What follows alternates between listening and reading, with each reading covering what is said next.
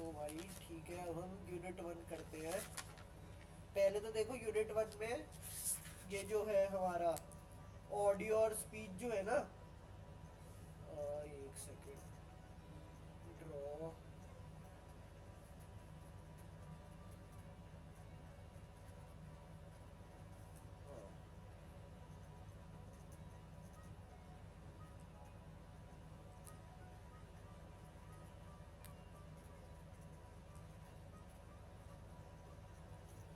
तो हमारा ऑडियो और अरे यार ये क्या हो रहा है।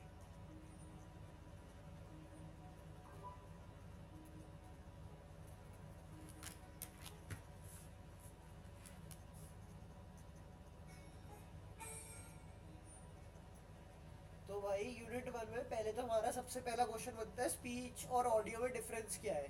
तो ऑडियो तो वही है, हमारी representation of sound as electrical voltage है। अब स्पीच क्या है, स्पीच पार्ट ऑफ ऑडियो होता है। जो ये मैंने आगे यहाँ लिखा है, speech signal is a type of audio signal.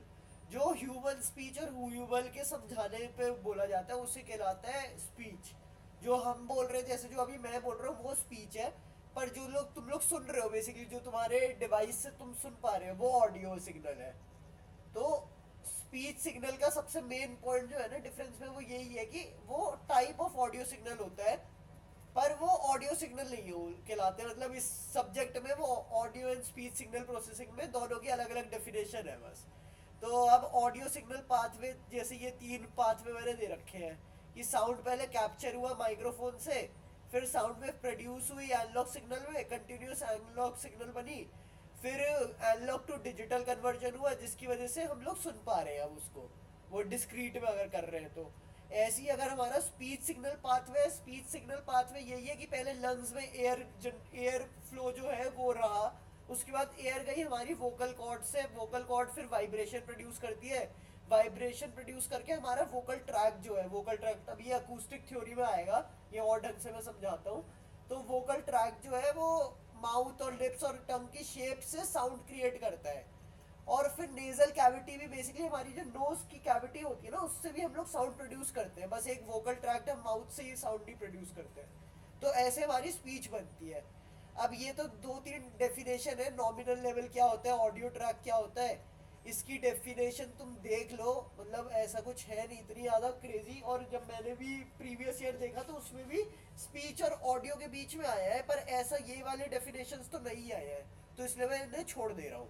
अब आते हैं मेन क्वेश्चन पे, अकूस्टिक थ्योरी ऑफ स्पीच जो है बेसिकली, ये है acoustic theory of speech production.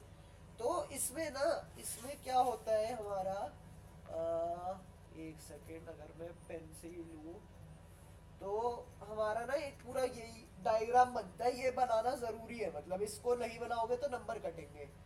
ये हमारा हुआ लंग्स, एल यू,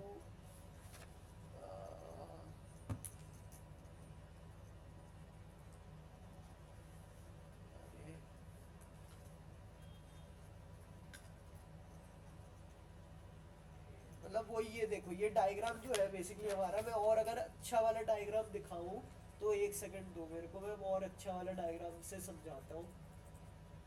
तो हमारा, भाई हैंड रेस वैंड रेस कर रहे हो क्या तुम लोग, ऐसी हरकतें कर रहे हो क्या।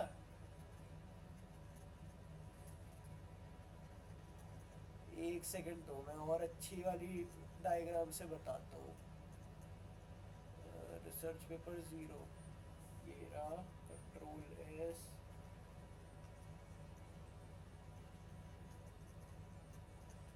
कैप्चर, कंट्रोल वी, ये रहा और अच्छा डायग्राम। अगर समझना है ढंग से तो इसको समझाता हूँ मैं। तो बेसिकली यही हुआ, अब हमें ना हर इस पार्ट को भी डायग्राम तो बना दिया, ठीक है, अब उसके बाद भी इसे एक्सप्लेन करना भी आना चाहिए कि हर चीज़ कर क्या रही है। तो पहले हमने लंग की वॉल्यूम जो है, लंग में मसल फोर्स गई, उसने एयर कलेक्ट करी, उसके बाद वो गई वोकल ट्रैक्ट में, वोकल ट्रैक्ट हमारा वही ट्रैकिया ब्रोंकाई और इन सब के बाद लंग्स के अंदर, इनके अंदर पहले एयर कलेक्ट होती है ट्रैकिया और ब्रोंकिया में, ब्रोंकाई में सॉरी, ट्रैकिया और ब्रोंकाई में लंग्स में कलेक्ट कलेक्ट हुई। अब ट्रैकिया क्या है, ट्रैकिया हमारा विंड पाइप जो होता है वो कहलाता है। उसके अंदर वो एक ट्यूब है, वो कनेक्ट करती है लंग्स को लैरिंग्स ट्यूब से। बेसिकली ट्रैकिया कनेक्ट कर रही है लंग्स को लैरिंग्स ट्यूब से। और ब्रोंकाई है, ब्रोंकाई छोटे छोटे होते हैं जो अलग अलग बेसिकली लंग्स के जो पार्ट है उसको ट्रैकिया से कनेक्ट करा, और फिर ट्रैकिया से हम लोग लैरिंग्स ट्यूब में गए। ये होता है हमारा लंग का कैसे वो एयर कलेक्ट हो रहा है। अब वोकल कॉर्ड्स हम लोग जो है वोकल कॉर्ड्स में आया, उसके बाद लैरिंग्स ट्यूब में गई हमारी सिग्नल, बेसिकली एयर अभी गई, सिग्नल नहीं बोलूँगा मैं, एयर बोलूँगा। और उसके बाद फेरिंग्स कैविटी में गई। अब फेरिंग्स कैविटी क्या करता है, ये अगर कुछ आया तो फेरिंग्स कैविटी बेसिकली हमारी एक सेकेंड, फेरिंग्स कैविटी हमारी जो वोकल कॉर्ड और वोकल वो नहीं है, हमारा जो वोकल बॉक्स होता है उस वाले पार्ट को कहते हैं फेरिंग्स कैविटी। अगर इन शॉर्ट में देखूँ तो वही वाला पार्ट है हमारा। तो उसके बाद हमारी अब एयर और आगे गई, वो गई अब दो कैविटीज में, नेजल कैविटी और माउथ कैविटी। नेजल कैविटी के बीच का जो वो पार्ट होता है ना जिससे वो गई, वो वेलम कहलाते हैं। ये वेलम याद रखना, थोड़ा नंबर मिल जाएंगे इसको लिखने के। वेलम कोई वेलम, टंग, लिप्स और ये सारी चीजें लिखने के ना नंबर है बेसिकली ढंग से। तो नेजल कैविटी के बाद नोज आउटपुट आया और फिर माउथ आउटपुट आया। अब इसी को हम लोगों ने इनपुट, सोर्स, फिल्टर, आउटपुट में गए। तो आउटपुट वाले पार्ट है हमारे ये नेजल कैविटी, माउथ कैविटी, और ये वाली चीजें जो है ये आउटपुट में है। फिल्टर हमारी होती है फेरिंग्स कैविटी में, और इनपुट सोर्स है हमारा लंग्स। तो इसको आप ढंग से बस एक्सप्लेन कर दिया, एक बार पढ़ लो इसे तो ये हो जाएगा एक्सप्लेन। तो एक बार मैं पढ़ ही देता हूँ। There are three parts of the speech production: input, the amount and control of the airflow determine the pitch and loudness of the sound. Lungs are the lungs are used to provide air pressure to power vocal cords or vibration. Trachea, windpipe जो कहलाता है, वो tube that connects lung to larynx. It carries the exhaled air from lungs to the vocal cord. अब bronchi क्या होता है, bronchi it is the tube that connects lungs to trachea, it is the branch of trachea that carries air to lungs. Vocal cords uses the air to produce the voice by vibration. The sound source is basically a vocal cord that is also called glottis. Voice box को अगर हम कहें तो उसे glottis भी कहलाया जाता है in bio terms. अगर लिख दिया तो ठीक है, याद रहा लिख देना, नहीं याद रहा कोई बात नहीं, इसके पर इतना नहीं है। पर ये जो ये वाली है ना पूरी इमेज, इसको ढंग से एक्सप्लेन कर देना। अगर आया acoustic, explain acoustic theory of speech production, तो ये ढंग से वो कर देना एक्सप्लेन। अब उसके बाद हमारा फिल्टर वाला पार्ट है। फिल्टर वाला पार्ट तो वही जो मैंने बताया, sound from vocal cords travel through the vocal tract that is through nose और mouth. The shape of the vocal tract filter the sound by moving tongue, lips, jaw.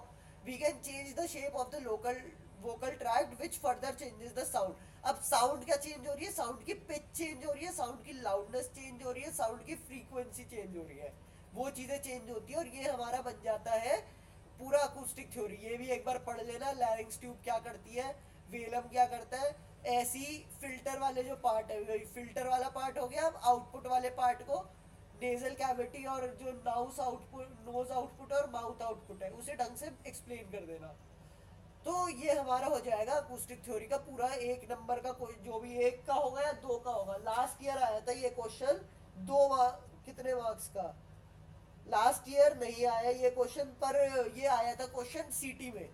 सीटी one वाला जो हुआ था ना, सीटी वन, उसमें था ये क्वेश्चन, 2 नंबर का मैम ने दिया था। तो इसलिए मैं कह रहा हूँ ये वाला क्वेश्चन थोड़ा तो इम्पोर्टेंट है थ्योरी को लेके, तो कर लेना। अब हम आते हैं कि हम लोग शॉर्ट टाइम स्पीच एनालिसिस ही क्यों करते हैं बेसिकली। तो शॉर्ट टाइम स्पीच एनालिसिस जो है ना, इससे हमें फायदा मिलता है बेसिकली। अगर हम शॉर्ट टाइम में देखें तो उससे क्या होता है कि ओवरलैपिंग विंडोज बनती है। जैसे ये तुम देख रहे हो ना, एक ओवरलैपिंग विंडो बनी है। इस ओवरलैपिंग विंडो के चक्कर में एक्यूरेसी, बेसिकली टेम्पोरल एक्सीलेंस बढ़ जाती है किसी भी सिस्टम की, किसी भी एनालिसिस की एक्यूरेसी बहुत ज़्यादा अच्छी हो जाती है। और ये जो छोटी छोटी वो है ना, जो ओवरलैपिंग और ये सब बन रहे हैं, बेसिकली जो ये वेव फॉर्म बनी है, ये है quasi stationary wave forms. Quasi stationary, अगर मैं कुछ गलत बोलूँ ना तो बीच में मेरे को बता देना भाई, मैं भी तुम्हारी तरह पढ़ ही रहा हूँ, तो बता देना अगर कुछ भी हल्का सा भी गलत लगे तो। अब टेम्पोरल रेजोल्यूशन क्या होता है और स्पेशल रेजोल्यूशन क्या होता है, ये बस एक वो है समझने के लिए कि क्या क्यों हो रहा है। पर इतना कुछ उतना इंपॉर्टेंट नहीं है। अब ये आते हैं हम सेलेक्ट कैसे करते हैं विंडो साइज को। तो विंडो लेंथ को हमने जो मिली सेकेंड में है ना, उससे हम छोटी छोटी छोटी छोटी सेगमेंट्स बनाते हैं जो मोर डेटा दे रही है और बेटर एक्यूरेसी बना दे रही है। अब ये एक रेंज है जिसके अंदर ही अंदर बनती है। अगर दी होगी क्वेश्चन में तो क्वेश्चन के हिसाब से करना है, पर अगर नहीं दी हुई तो इनको ले सकते हैं हम आइडियल केस में और उसके हिसाब से कर सकते हैं हम। अब एक आता है ये क्वेश्चन। ये क्वेश्चन एक बार देख लो। 25 millisecond frame length with 10 millisecond shift sampling rate is equal to 16,000 samples per second. तो अब ये क्वेश्चन को कैसे सॉल्व करा ये मैं एक बार समझा देता हूँ। पहले तो मिली सेकेंड को सेकेंड में कर दिया,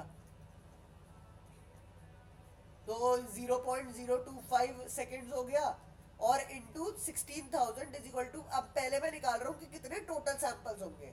तो हमें फ्रेम लेंथ दे रखा है, अब फ्रेम लेंथ को हमने मल्टीप्लाई कर दिया कितने सैम्पलिंग रेट से, तो हमारे पास आ गया टोटल सैंपल्स। अब टोटल सैंपल्स आ गया, उसके बाद हमने करा कि शिफ्ट के कितने सैंपल्स बन रहे हैं, बेसिकली शिफ्टिंग के जो सैंपल हो रहे हैं वो कितने से शिफ्ट हो रहा है। तो शिफ्ट भी हमें दे रखा है 10 मिली सेकेंड का, तो हमने इसमें ले दिया 0.01 इंटू 16,000, वही 160 सैंपल्स निकाल लिए हमने। तो अब हम बनाएंगे कि फ्रेम कैसे बनेगा, फ्रेम 1 फ्रेम 2 फ्रेम 3 कैसे बनेगा। तो जीरो से पहला वाला फ्रेम बनेगा 400 सैंपल्स का टोटल, तो 0 से 399 बना। अब ये बहुत कंफ्यूजन होता है लोगों को कि हम लोग पीछे से माइनस करते हैं, पर नहीं ऐसा नहीं होता। हम शुरुआत से प्लस 160 करते हैं और फिर नया वो बनाते हैं हम लोग फ्रेम। तो ये हमारा बन गया वापस अब 160 से 559 और फिर ऐसे ही और बनता जाएगा। 160 के बाद फिर एक और बार 160 ऐड कर देंगे, तो ये हमारा हो गया 320 से फिर 400 और उसके अंदर आने चाहिए। तो ऐसे सैंपल बनेंगे। पर अब ये क्वेश्चन आता है कि कितने टोटल फ्रेम्स बन रहे हैं। तो उसका ना ये फॉर्मूला है कि number of frames is equal to total samples minus frame length by S, तो और +1, तो इज इक्वल टू 99 आ जाता है। अब टोटल सैम्पलिंग रेट, बेसिकली इसको मैं करके दिखा देता हूँ। ये 99 कैसे आया था। एस शिफ्ट हमारा है, अरे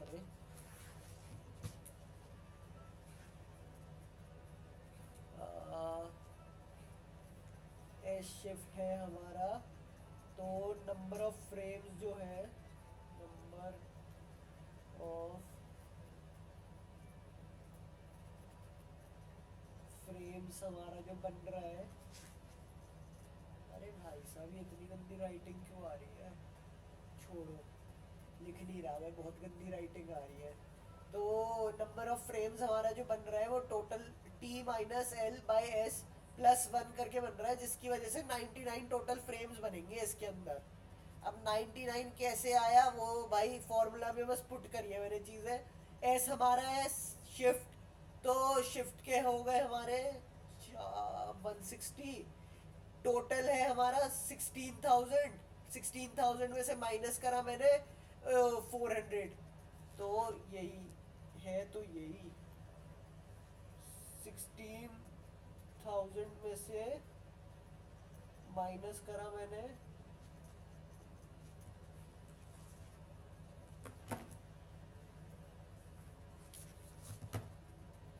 16,000 में से माइनस करा मैंने 400 बाय ये करा मैंने एस हमारा है 160 और इसको पूरे को कर देना है +1, तो ये हमारा बन गया कितना 12 बाय 160, तो 0 से 0 बटा। अब 120 बाय 16 करा तो कुछ 98 पॉइंट कुछ, हाँ 16,000 है वो, और मतलब 98.5 आता है इसका। हाँ वही 98.5 आ रहा था। तो वही बेसिकली हमें उसमें लेना होता है कि वो इवन रहे, तो हमने 98 पॉइंट, मतलब इवन नहीं होल नंबर बनता है हमेशा फ्रेम। तो 98.5 जो आया उसमें बस +1 कर दिया, तो 99 हमने +1, तो ये अच्छा नहीं है, मैं गलत बोल रहा हूँ। 98.5 +1 करके ही आया था, है ना। नहीं नहीं 97.5 आई थी वैल्यू, उसमें +1 करके 98.5 हाँ हो हाँ गया था। ठीक है। 98.5 को राउंड ऑफ कर दिया था। हाँ तो राउंड ऑफ करके ही करते हैं, होल वैल्यू लेते हैं तो ही 99 टोटल फ्रेम्स आ गए। ये भी क्वेश्चन आ सकता है छोटा सा कि बताओ टोटल फ्रेम्स कितने बनेंगे। अब एक हम आगे बढ़ते हैं, अब हम चलते हैं विंडोइंग फंक्शन पे। तो पहले तो एक क्वेश्चन है कि रेक्टांग बेसिकली विंडोइंग फंक्शन, तीन तरीके की विंडो फंक्शन हम यूज करेंगे, एक हैमिंग, एक हैनिंग और एक रेक्टेंगुलर।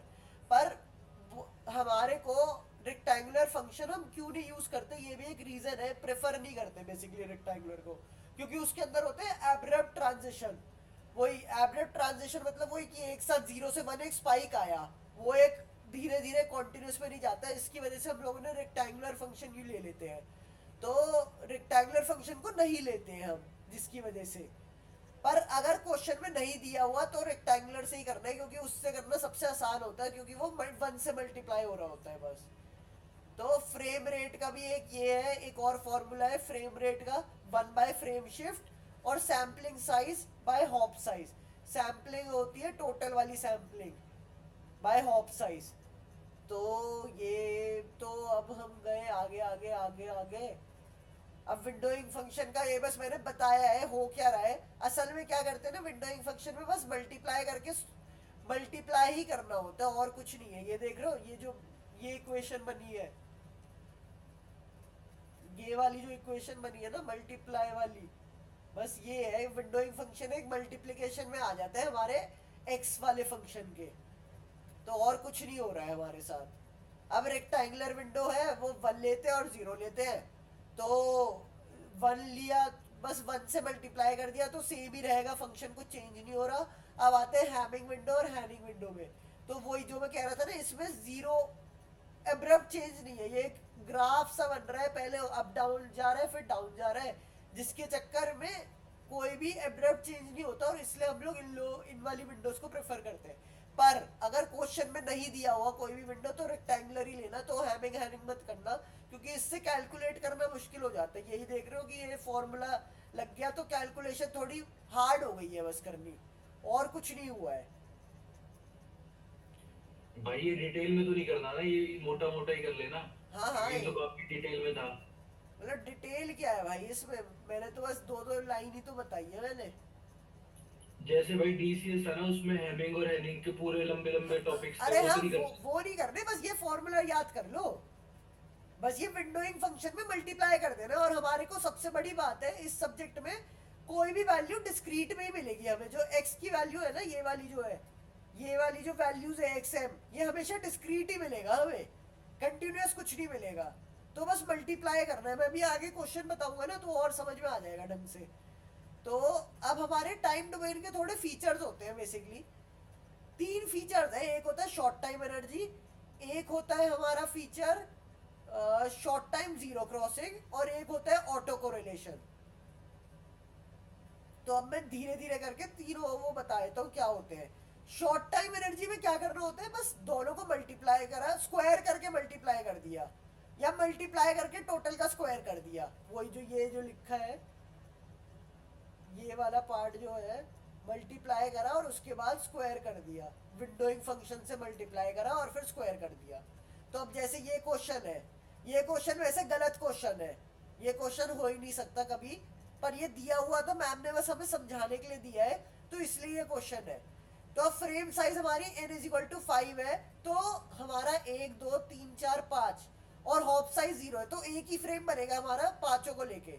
अब हमें इसकी एनर्जी निकालनी है, तो 1 का स्क्वायर प्लस 2 का स्क्वायर हो गया, क्योंकि कुछ दिया नहीं है तो हम ले लेते हैं रेक्टेंगुलर विंडो है। 2 का स्क्वायर हो गया, 3 का स्क्वायर हो गया, 4 का स्क्वायर हो गया, 5 का स्क्वायर हो गया, और ये आ गई हमारी एनर्जी 55। अब एक और टॉपिक है छोटा सा, वॉइस सिग्नल और unvoice signal. Basically voice signal क्या होता है, वो होता है क्लियर विदाउट एनी नॉइस, और अनवॉइस होता है अनवांटेड नॉइस। तो अगर किसी की भी एनर्जी सबसे ज्यादा जिसकी आई है, जैसे 25 वाला है ना जिसकी एनर्जी सबसे ज्यादा है, तो अभी तो ये हमने टोटल निकाली है, इसमें एक ही बना है, तो ये 55, तो ये हमारा वॉइस की है। अब जैसे अगला क्वेश्चन है, इसमें 3 फ्रेम बन रहे हैं, तीनों की अलग अलग एनर्जी आई है, तो हमारा वॉइस सिग्नल है हमारा इसमें E3, जो सबसे ज्यादा वैल्यू वाला है वो होता है वॉइस सिग्नल, और जो सबसे कम वैल्यू वाला है वो होता है अनवॉइस सिग्नल। ये हो गया हमारा ऐसी ही बस निकाल दी हमने। अब इसमें अगर कोई डाउट है तो एक बार देख लो, क्वेश्चन कुछ मुश्किल नहीं है ये वाला भी। अगर किसी को डाउट आ रहा है तो पूछ लो भाई, या मैं आगे बढ़ूं? अरे भाई बोल सकते हो, तुम लोग ऐसे चुपचाप बैठ गए हो। यार तू आगे बढ़ना, मतलब इसमें क्या डाउट होगा। हाँ ठीक है ठीक है। तो भाई अब आगे चलते हैं आगे। एक क्वेश्चन कराता हूँ मैं ये वाला, बेसिकली ये विंडोइंग फंक्शन हैमिंग वाली दे रखी है इसमें। हैमिंग है ये 5-4 तो, हाँ हैमिंग ही दे रखी है हमें। एक हैमिंग विंडो का क्वेश्चन है ये, जरूर एक बार ट्राई कर लेना अपने से ही। नोट्स तो दे ही रखे हैं, देखो मैंने यूनिट 1 के तो ढंग से दे रखे हैं, यूनिट 2 के ना मैंने खुद नहीं करे हैं। जो सारे लोग मेरे को मांग रहे हो मेरे से, मैंने खुद नहीं पढ़ी अभी यूनिट 2। मैं कल सुबह बैठ के पढ़ूंगा और फिर भेजूंगा अगर भेज पाया तो। अब ये हमने करा, विंडोइंग फंक्शन हमारा लग गया, और इस पे क्वेश्चन है पूरा वही। पहले हमने विंडोइंग फंक्शन में भी कैसे निकालेंगे डिस्क्रीट वैल्यूज में, कि टोटल फ्रेम्स पहले तो हमने निकाल लिए, 3 बने तो 0 1 2 ले लिया हमने। पहले एक विंडोइंग फंक्शन 0 पे निकाला, एक 1 पे निकाला और एक 2 पे निकाला, वही वैल्यू 0.08 1 0.08 आई। अब फ्रेम 1 जो है हमारा उसमें 1 2 3 है, क्योंकि फ्रेम साइज 3 दे रखा है और हॉप साइज 1 है, तो 3 का हम फ्रेम बनाएंगे। 1 2 3 बनाया। अब इसमें हम लोग ये मल्टीप्लाई करेंगे बेसिकली, 1 से हुआ 0.08 मल्टीप्लाई, 2 से हुआ 1 मल्टीप्लाई, 3 से हुआ 0.08 मल्टीप्लाई, और फिर उसका स्क्वायर करेंगे। ये सारी चीजें जो देखो जैसे मैंने करी है क्वेश्चन में, E1 हमारी निकल गई। ऐसी फ्रेम 2 में करेंगे। विंडोइंग फंक्शन तो सेम रहेगा, पर हमारा जो फ्रेम बन रहा है ना, हर एक डिस्क्रीट का एक्शन वाला, वो चेंज हो रहा है बस, क्योंकि अब हॉप साइज बने तो 2 3 4 बन गया, उसके बाद 3 4 5 बन गया, तो 3 4 5, और ऐसी हमने निकाल दी सबकी एनर्जी। अब इसमें ये बताओ कौन सा वॉइस सिग्नल है और कौन सा अनवॉइस्ड है? अरे बता भी दो भाई, कौन सा फ्रेम वॉइस्ड है कौन सा फ्रेम अनवॉइस्ड है, ये बताओ एक बार। तो ये बता, ये तूने विंडो फंक्शन क्या निकाला, इसमें बस वैल्यूज डाल दी हैमिंग के फार्मूला में। हाँ हैमिंग के फॉर्मूला में देखना कॉस, अब वही देख, रुक जा वापस लिख आता हूँ। यहाँ पे हैमिंग के फॉर्मूला में क्या दे रखा है, n इज इक्वल, वही जो n की वैल्यू है ना, n की वैल्यू चेंज करके पहले हमने डिस्क्रीट वैल्यूज निकाली कि वो 0 पे क्या होगा, 1 पे क्या होगा, 2 पे क्या होगा। अच्छा ठीक है ठीक है। ये निकाला मैंने, देख जैसे कहाँ गया क्वेश्चन, ये देखना 0 1 2 पहले मैंने निकाला कि होगी क्या वैल्यूज असल में। n की वैल्यू कहाँ से कहाँ तक जाएगी? भाई n की वैल्यू तो कुछ भी हो सकती है, मतलब वही ना, वो तो टोटल नंबर ऑफ, नहीं ये कैसे पता चलेगा कि 0 1 2 ये total number, total frames, frame total frames से पता चला ना। ये देखना पहले मैंने टोटल फ्रेम्स निकाला, अब टोटल फ्रेम्स का फॉर्मूला मैंने बता दिया। अब उससे पहले 5 कैसे आए, 1 2 3 4 5 माइनस 3 बाई 1, तो अच्छा ठीक है ठीक है ठीक है। इससे हमारा 3 जो आया उससे पता चला कि 3 फ्रेम ही बन रहे हैं हमारे। अब उसके लिए फिर ठीक मैंने है। हैमिंग की वैल्यूज निकाली। अब बताओ इसमें भाई कौन सा वॉइस्ड है कौन सा अनवॉइस्ड है?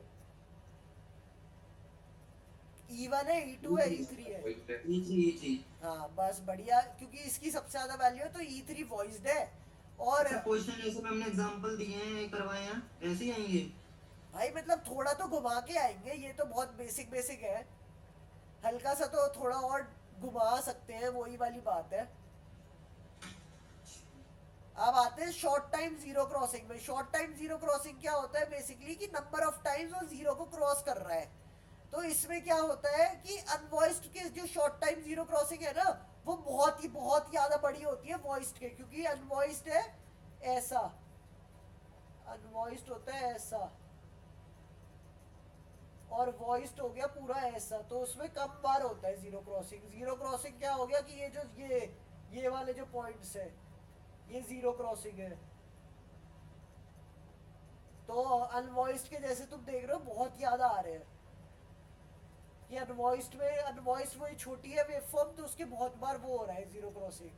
तो अब इसका ना फॉर्मूला तो मैं क्या बताऊं, ये ना एक सिग्नम फंक्शन से निकलता है वैसे तो, पूरा ढंग से जो ये मैंने कर रहा हुआ है ये सिग्नम फंक्शन है, एक बार देख लेना तुम खुद। पर अगर मैं क्वेश्चन पे आऊं, क्वेश्चन कैसे होगा, एक हमें सैंपल दे रखा है 0.1 माइनस 0.2 0.3 0.4 माइनस 0.1। अब ये सैंपल में साइन चेंज हो रहा है नहीं हो रहा है वो मैंने देखा, उसके हिसाब से मैंने जीरो क्रॉसिंग निकाल दी। ये क्वेश्चन ऐसा है। पर अगर असल में और अच्छे से वाला आ गया, कुछ घुमा फिरा के, तो ये वाला फॉर्मूला जो है ना, सिग्नम वाला फॉर्मूला जो मैंने यहाँ पे और ढंग से लिखा है, ये फॉर्मूला देखना पड़ेगा। मैंने खुद नहीं देखा ये वाला फॉर्मूला, क्योंकि मेरा मेन मोटिव है सॉल्व करना बस अभी, तो मैंने भी बस सॉल्व वाला पार्ट ही देखा था। अब आते हैं ऑटो कोरिलेशन फंक्शन पे। तो भाई ऑटो कोरिलेशन में क्या होता है, इसको मैं क्वेश्चन से समझाता हूँ। एक लैग निकलता है बेसिकली। अब लैग का मतलब क्या हुआ कि पुरानी वाली वैल्यूज ले रहे हो, तो जैसे इस वाले में है, इसका लैग अब लोग पहले, और ये कैसे पता चलेगा कि लैग कहाँ से कहाँ तक निकालना है, वो इससे पता चलता है, 0 से n-1। तो n हमारे पे कितनी है, ये गिन लो, 1 2 3 4 5 6 7 8, 8 है तो 8 - 1 7, तो ये 7 बार निकलेगी लैग की वैल्यूज। अब इसमें लैग कैसे निकाला मैंने, तो ये भाई जीरो पहले तो निकलता है, जीरो वाला, जीरो वही 0 1 2 3 4 5 6 7 तक जाएगा अब हमारा ये। तो हमने हम L1 निकाला, मैं सीधे जीरो वाला से समझ में नहीं आएगा, तुम्हें L1 से बताता हूँ। पहले हमने मल्टीप्लाई करा 0.3 को 0.7 से, फिर 0.7 वाली वैल्यू को करा उसके आगे वाले से, बेसिकली एक का लैग, 1 प्लस 1 प्लस 1 प्लस से मल्टीप्लाई करते गए और एक वैल्यू ले आई। ऐसी L2 में क्या करा, 0.3 को करा हमने 0.1 से, और 0.7 को करा 0.7 से। समझ रहे हो?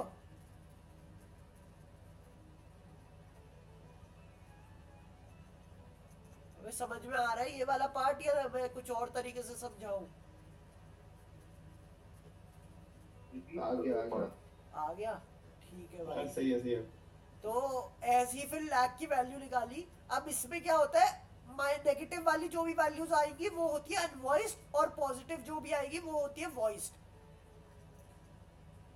ऐसी सबकी निकाल लेना, जैसे मैंने इसमें बस 2 तक निकाला है, तुम 3 4 5 6 7 की निकाल लो तो समझ में आ जाएगा तुम्हें कैसे करना है।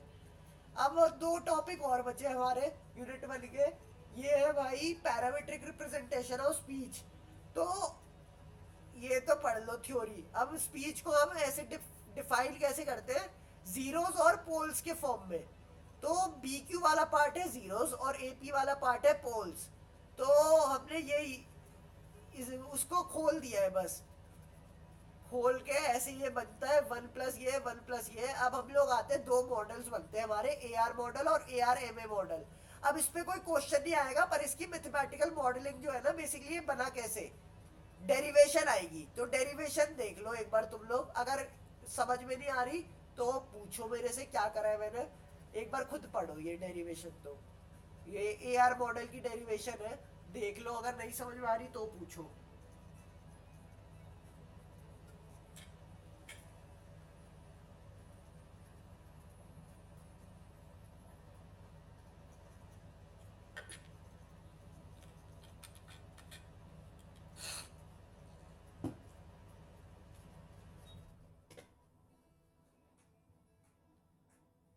आगे बढ़ूं या कोई कर रहा है अभी? आगे बढ़ सकता है तू। मतलब कोई कर ही नहीं रहा।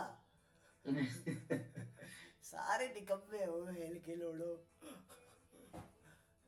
तो भाई ये बेसिकली डेरिवेशन तुम भाई रट लेना, और मैं क्या बोलूं, AR-MA मॉडल की भी और AR मॉडल की मैथमेटिकल मॉडलिंग जो है ये रटनी पड़ेगी। इस पे डेरिवेशन ही आएगी और कुछ नहीं आएगा, ये मैम ने बोला है। अब ना 2 पार्ट आते हैं इसके, ये जो LPC मॉडल और ऑटो कोरिलेशन मॉडल है ना, ये वाला पार्ट मैंने भी नहीं करा है, तो मैं कल बताऊंगा ये वाला पार्ट। एक मैं छोटी सी वीडियो बना के भेज दूंगा समझाते हुए, ये मैं कल बताऊंगा, क्योंकि मैंने भी ये नहीं करा है बिल्कुल भी, और मेरे को कुछ भी याद भी नहीं है इसमें। तो ये मैं छोटी सी वीडियो बना के कल भेजता हूँ। अभी के लिए बेसिकली अब 2 टॉपिक भी क्या हमारा, अगर हम देखें सिलेबस, रुक जाओ, सिलेबस भी मैंने ऊपर लगा रखा है ना, सिलेबस बस ऊपर लगा रखा था मैंने। तो बस एक ये वाला टॉपिक बच गया और सारा टॉपिक्स हो गए हैं फर्स्ट यूनिट के। एक बस ये एलपीसी एनालिसिस बचा है, उसका एलपीसी मॉडल और ऑटो कोरिलेशन मेथड, ये मैं कल बताता हूँ। और ये चारों 1 2 3 4 5 टॉपिक्स ये सारे हो गए हैं। तो भाई एक बार डेरिवेशन समझा देगा यार, वो तेरे समझ में नहीं आ रहा मेरे को। अच्छा भाई बता देता हूँ भाई, वो इम्पोर्टेंट है ना इसीलिए। हाँ समझा देता हूँ भाई, ठीक है। डेरिवेशन भाई देख, पहले तो सिग्नल है, सिग्नल हमारा एचआर मॉडल में गया और एक्सेल। अब इसका हमने करा कॉन्वोल्यूशन, कॉन्वोल्यूशन करा है हमने, तो ये वही कॉन्वोल्यूशन का साइन है। अब उसका कर रहे हैं जेड ट्रांसफॉर्म, जेड ट्रांसफॉर्म करा तो ये 1 डॉट एच जेड आ गया। अब एच जेड की वैल्यू ए आर मॉडल में होती है बस depending on the poles, zeros नहीं आता। तो बस ये एपी वाली वैल्यू आएगी, एपी वाली वैल्यू ये पूरी खोली तो ये आ गई जेड ट्रांसफॉर्म में। अब इसका कर दिया inverse Fourier transform, inverse Fourier transform करा तो ये वैल्यू आ गई। बस यही है डेरिवेशन। तो ठीक है, और नीचे वाली? नीचे वाले में भी भाई यही है, पहले ए आर का कर दिया, ए आर का तो हमने कर ही दिया है। अब ए आर एम ए में एक्सेल और एक्सेल कॉन्वोल्यूशन H2N, H2N में हमारा आ गया बीपी, वही जीरो वाला पार्ट आ गया। अब जीरो वाले पार्ट का करा हमने ऐसी, और इनवर्स ट्रांसफॉर्म ले लेंगे लास्ट में, तो यही वाली वैल्यू आ जाती है बन के पूरी। अच्छा ठीक है ठीक है। बेसिकली वही है, 2 स्टेप करे हैं, पहले कॉन्वोल्यूशन करा है, फिर जेड ट्रांसफॉर्म करा है, और फिर जेड ट्रांसफॉर्म के बाद इनवर्स फोरियर ट्रांसफॉर्म करा है। 3 स्टेप्स करे हैं तीनों डेरिवेशन में, और ये हमारी बन जाएगी मैथमेटिकल मॉडलिंग पूरी है ढंग से। चलो जी, आज के लिए इतना ही।